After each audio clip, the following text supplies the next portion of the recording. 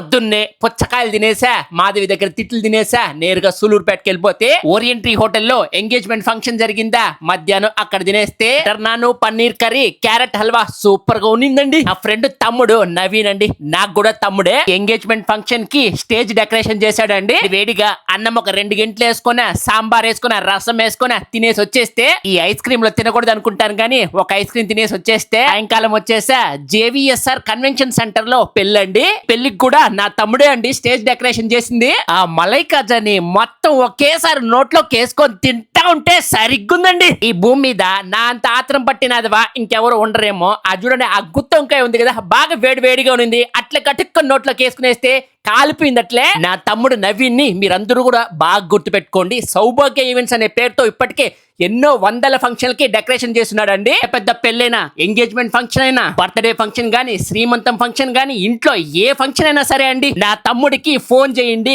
Decoration చాలా బాగా చేస్తాడండి. ఇంటికి వెళ్తే రసము, కోడిగుడ్డు తాలింపు వేడి వేడిగా చేసునిందా తినేసి గమ్మున పడుకునేస్తే